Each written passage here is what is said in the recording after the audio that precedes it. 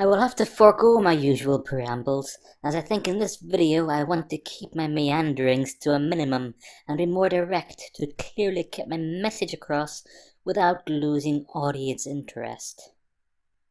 Up front, I have to state, this analysis is purely my concept, from my point of view, but it is logically consistent and could cover the major issues.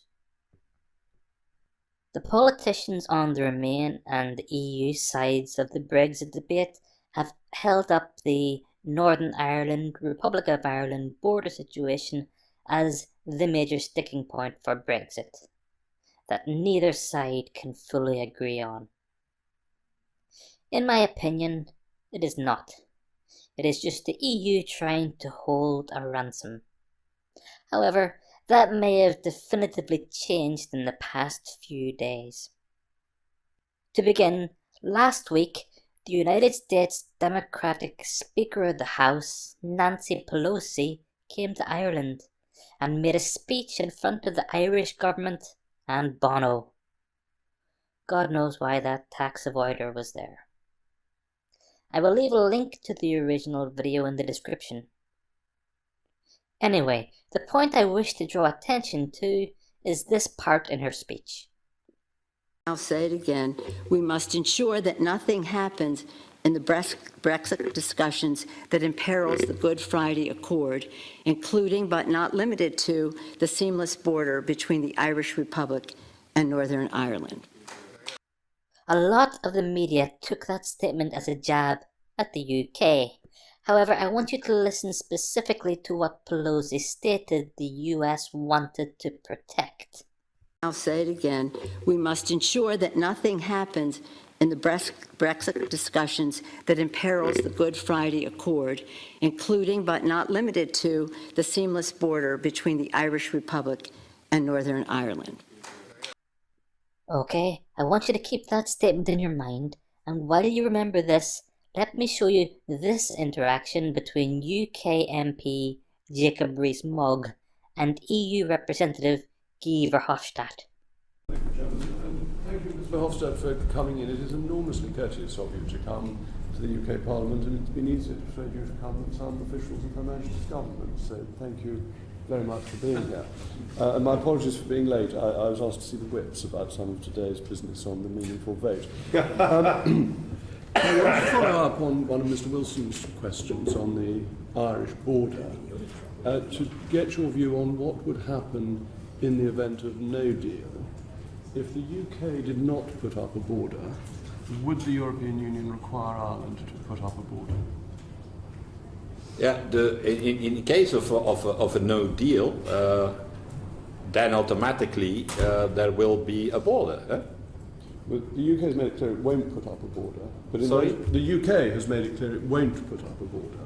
We'll have no physical infrastructure. They have said in the beginning a small border. But the EU... There's a border, a small border. But there's a border already, but the EU would, under those circumstances, put up a physical border. Is that correct? But we want, in any way, to avoid it. Yeah. Our basic principle is we don't want it. That's also the reason why we want an agreement. Yes. And you prepare yourself always for the worst scenario, but that is not our thinking for the moment. No. And we want to avoid it in any circumstances. And so...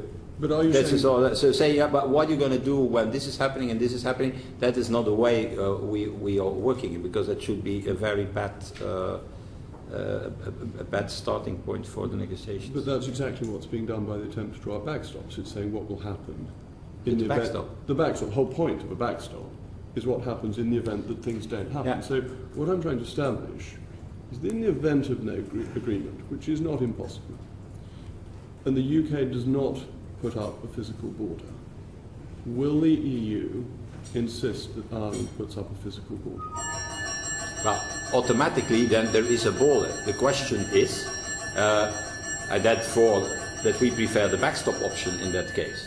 Okay. Maybe you can, to avoid the border from your side, then accept the backstop option. That could be also... No, we can avoid a border unilaterally. We can simply say we're not going to put up a physical border. Yeah, okay, but you could And then, also... and then would the EU insist that the Republic of Ireland did? No.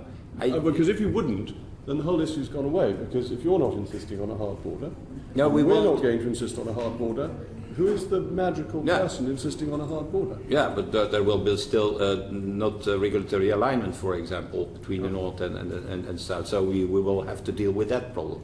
Yes, but that's the reason why it is absolutely to avoid that we have no deal. No, that's to for you unilaterally and for us not only unilaterally, to avoid that we need to do something what we don't want to do. But you would have a choice not to impose a physical border in the event... No, we have no choice. The border is the... Okay, so you would have no choice. So why... The rules are the rules. We cannot change the rules. So Guy's position is, the rules are the rules. And therefore, from that interaction we can surmise that the EU position in a no-deal situation is to impose a hard border. Or at least, it was. Possibly unwittingly, Pelosi has given a break in the deadlock. To paraphrase her words, the US is going to do everything in its power to protect the Good Friday Agreement. Allow me to unpack the potential consequences of this remark. The Good Friday Agreement is completely independent of the EU. It has no reference to membership of the EU in the document. It is an agreement between the people of Northern Ireland in conjunction with both the British government and Irish government, supported by the United States. In a nutshell, the argument outlined a path that the rivaling factions in Northern Ireland would cease all violence. The UK government would reduce military presence across the area. The Irish government would drop claims to Northern Ireland, and also that structures were put in place to address the consequences of the Troubles and to help all sides heal. This was what was voted on. To return to topic, from the start, I have supported and continue to back a hard Brexit, or as I like to call it, Brexit.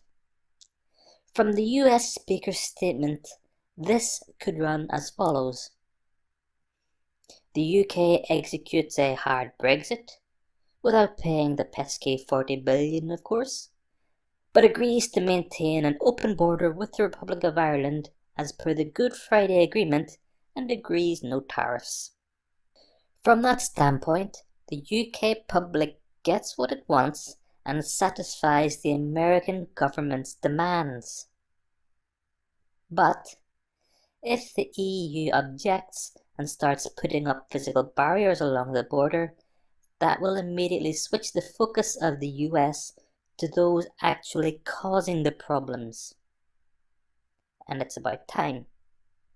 Of course, I wouldn't put it above the ego of the EU to challenge the US, but without the UK funding, it should fall apart that much quicker.